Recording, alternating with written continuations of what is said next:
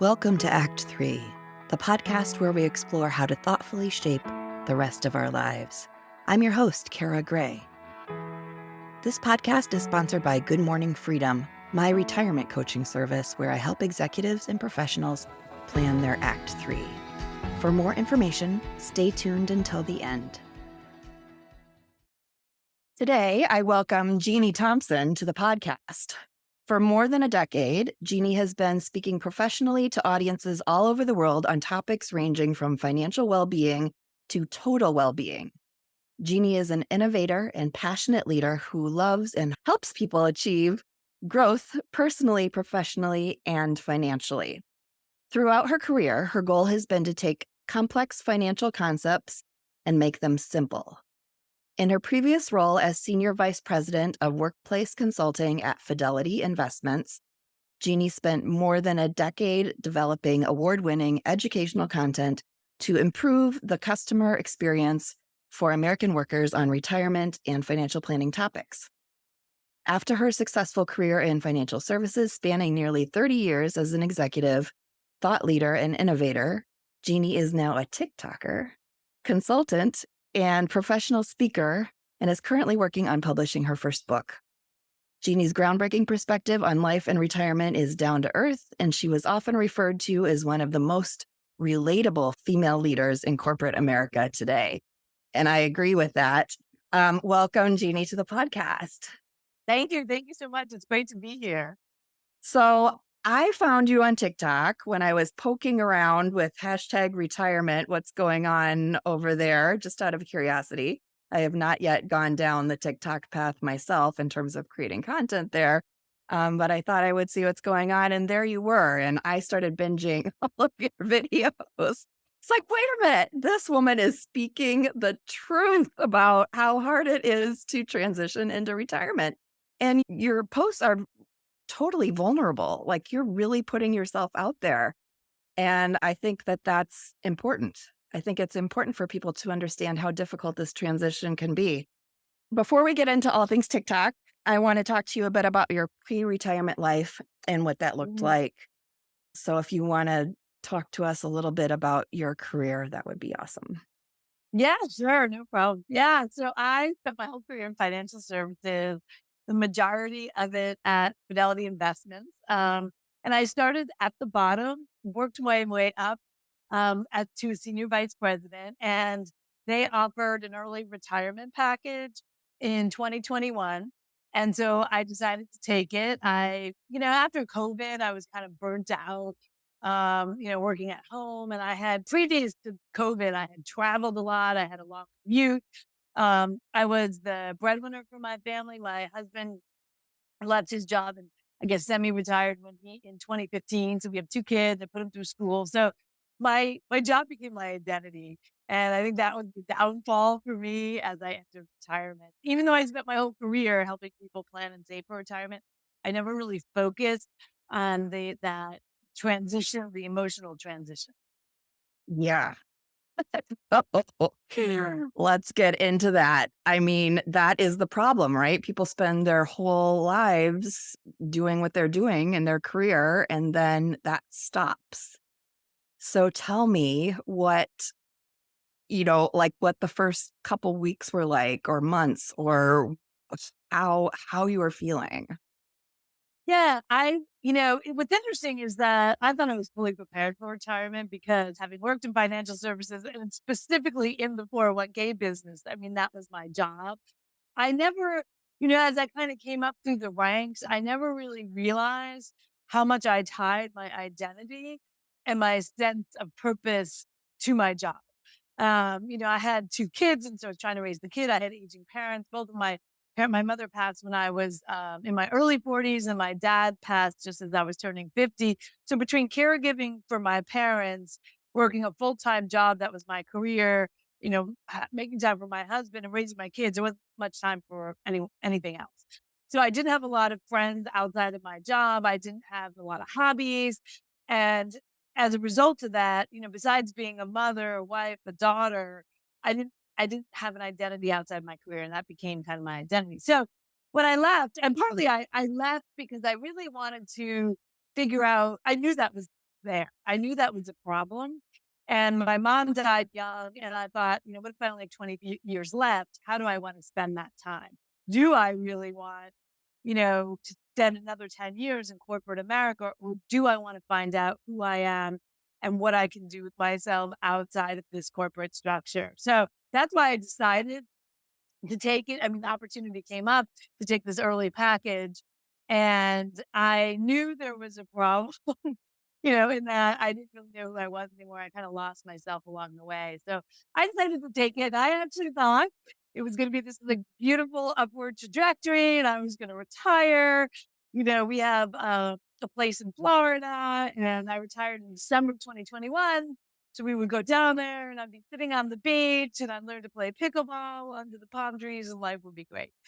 The first week was good. I was helping my daughter look for an apartment. We went up to Orlando and spent some time in the parks. And then it went downhill from there. We finished that vacation and I came back and my husband was quite busy. He retired 2015, but he was working on a startup and he had kind of figured out how to fill his time and how to spend his days. So he was off doing his own thing and I was kind of left to my own devices, which I found out I had done. And so I would spend like wandering around the house. I would sleep till 9. I wouldn't shower. I mean, it sounds great. And it is, fun for a few days, but when you're doing that day after day, week after week, month after month, and I was young enough to say, like, what am I doing with my life? I have so much to give and I had value that I want to bring, but I didn't know how to get started. I didn't know where to start. And I was just completely lost, wandering around. Literally. Yeah. Uh, so, how have you gone about finding yourself? Like, has there been a process or was it just like you woke up and was like, I can't sleep till whatever, like I need to get up and be a productive member of society? Like, was yeah, or did you read books? Did you look for other people? How did you go about it? Yeah, I mean, so it's a great question. For a month, I just did that because I couldn't, honestly, I would probably say I'm somewhat depressed. Like I just Mhm. didn't know how to get started. I didn't know what to do. I didn't feel like I fit in, with all these other women maybe that hadn't had corporate jobs. I didn't really speak their language or I just didn't know. So I kind of wandered around. But eventually, I started to work out. I had this idea for a book and that I had kind of been working on. And so I started to really put my energy and focus in that. And so last summer, the summer of 2022, I spent most of my time writing. And I really did enjoy the writing process because it was a creative outlet for me. And then, as the fall rolled around and went back down to Florida, I sort of picked up pickleball and I started making friends. And that I would say was the beginning of a turning point was meeting other people, over a common interest. Yeah. I've heard from a lot of retirees, it's hard to make friends, and it is because you're kind of old. It's not like kindergarten, where everybody's there. And so it is kind of finding things that you can bond over. And so I bonded with a number of women over learning how to play pickleball. And then, I got hurt, and so that was a setback. But I started just to focus on the things that brought me joy. And, I did a lot of public speaking in my career. I love to make videos. So I started making videos actually initially for LinkedIn. Um, and so I made actually one of my first TikToks. It was made for LinkedIn. But to your point, you mentioned in the opening, I was very vulnerable. I put myself out there and talked about how I didn't like retirement and how I was navigating that. And I was too scared to put it on LinkedIn. And my daughter, now 23, she was 23 or 24 at the time, said, Mom, why don't you put it on TikTok? And I put that first video on TikTok just to see what the response would be. And it got 80,000 views. And I thought, oh, wow, okay, maybe there's something here. I was a brand new TikToker and all of a sudden this video took off. And then I ended up putting it on LinkedIn and actually some guys thought starting a financial wellness startup, and that's how I got my consulting gig. I never had to do a resume. I never really had to interview for off the video. So anyway, I do still do some stuff on LinkedIn, but now I'm mostly on TikTok and I just enjoy it. And I think the message there is I would be making TikToks going, "This is ridiculous. I'm too old. Why am I doing this? I'm spending so much time editing these videos and putting these videos together. I'm not getting paid for it, but it brought me joy." The day would go by, I would forget to eat lunch, and I love to eat, so I'd never forget to eat, but when I was involved in making a video, it just brought me joy. And so the best advice I could give would be start just to do things that bring you joy, even if it doesn't make sense. Like me making TikToks doesn't make sense, but it brought me joy, and it's just my account has grown, and it adds some, it adds and flows depending on how much time I have for it. But Yeah, it's fantastic. And there's definitely going to be a link in the show notes to your TikTok because, yeah, you're putting it out there. You're being totally vulnerable. And I'm so glad that it's getting a lot of traction because it's something that, people haven't historically spoken about in the retirement space. So kudos to you. yeah, what's interesting is there's a lot of articles written, a lot of books written, but there's not a lot of people that if someone was to ask you, "How's retirement going?" You don't want to say, "What kind of stuff?" Right.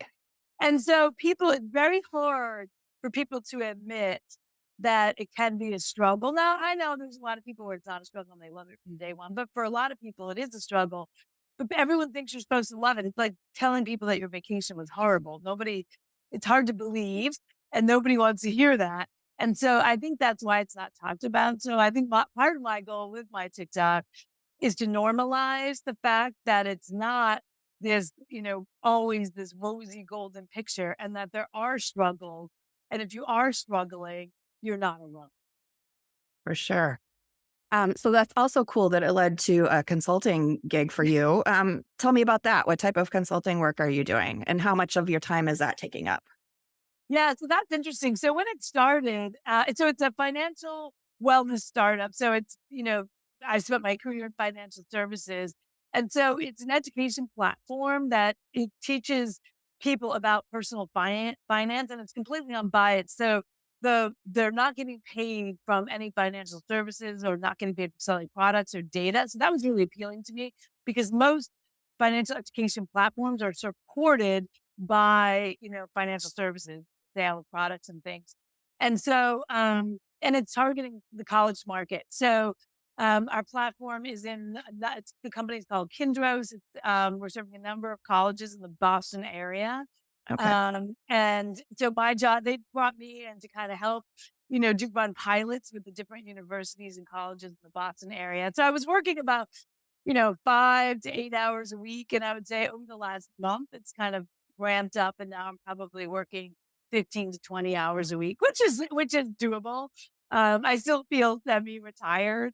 I don't know that I'm fully retired anymore, but I don't think I could ever go back to the corporate grind that I once put myself in because I never want to lose myself to a job again in the way that I did. For sure. You've talked about a lot of great things, and people go to your TikTok and just binge it. Can't have people binging my TikTok, but sometimes I can see. And I'll say to my husband, like, the person just watched 15 of my videos. Right? And yeah, it's been an evolution for me to identify, there's the loss of identity, there's the loss of structure, the loss of purpose, the loss of income. I mean, you lose, and one of the videos that has done so well is where I talk about all the loss associated with retirement. And most people don't really talk or identify that loss. And so that's what I'm trying to do is to really hone in on what are the things that you lose and to honor that. It's a grieving process. Yes. And so it's, I don't know, a topic that I'm very passionate about that. Yeah. And it comes through in your videos for sure. I assume you're getting lots of fun comments. Yes, it's good. And the ugly. Oh, my cell phone's going. Yes, you do. Ugly. What are people saying? Oh, you get some, I've gotten all kinds of negative comments. For me, it's all about the energy. If they're constructive or difference of opinion, that's fine. If there's someone's, sort of being mean to me personally, I'm like delete block. Yeah. I have no time for 100%. that.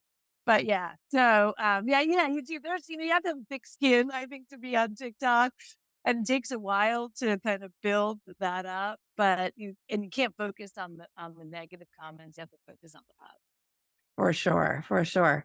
So, I feel like you've answered this already a little bit, but I always like to ask, like, what is your best advice, knowing what you know now and having been through what you've been through? What's your best advice for people approaching retirement? Yeah, I'll give advice for people approaching and then those that are newly in. So Yeah. approaching, I would sort of do a self-assessment to identify, do you have hobbies? Do you have interest in friends outside of work? Um, and what is your retirement plan? Because I often talk about how there's 24 hours in a day. If you sleep for 8, you've got 16 hours to fill. And if you have 16 hours to fill on one day or for a week or a couple weeks, great. But how do you fill 16 hours a day after day, week after week? And if you don't have a good answer for that, I would start thinking about that now. Obviously, you have to solve the money part. That's a whole Yes. nother topic. I'll touch on that now and then, but that's not really the focus. But I would start to think about, do you have hobbies? Do you have friends outside of work? And how are you going to fill your time? And so that's the best advice there, to start to build that new identity, Yep. to start to build those friendships, to start to build those hobbies. And if you're in retirement and you're struggling, because I reach a lot of those people as well, I would sort of honor this grieving process, because you do lose a lot. You lose your community, you lose your structure, you lose your purpose, you may lose your identity, and that's a lot of loss. And so you do kind of have to honor that and give yourself time and space to digest all of that, as you start to rebuild, your life and who you are, who you want to be, and focus on the future. But eventually, you have to hit the point where you let go of that and you look forward. Until you look forward, you got to let go before you can look forward. But the only there's that book, The Power of Now, and it's the present and the future. You have to focus on the past is gone, and there's nothing you can do about that. But my best advice, it's sort of the Marie Kondo approach, do what brings you joy. She always talks about people, cleaning out their closets and getting rid of the clutter. And I think the same is true. You have to get rid of all the clutter and really focus on, I'm doing this task right now. Am I enjoying this task or not? And if the answer is no, because what I found, there's a lot of things I thought I would enjoy. And in reality, I didn't. I had to force myself, like editing my book. I liked writing. I didn't like editing. I had to force myself to do it. And so, I did it because it was a means to an end. But I would say start to focus on things you enjoy. And the rest will follow, even if it doesn't make sense, because who would think you'd get a job or a consulting gig from making a TikTok? Who would think someone Right. my age talking about retirement would sort of go mini viral on TikTok because it's for young people? But I would just put your energy to what brings you joy, and slowly over time, it will emerge. And who you are and where your passions lie will bubble up. The queen rises to the top. So I would focus on that sense of joy. Well, I love that, and I'm glad that you found your joy. And I'm gonna keep binging your TikTok videos. They bring me joy.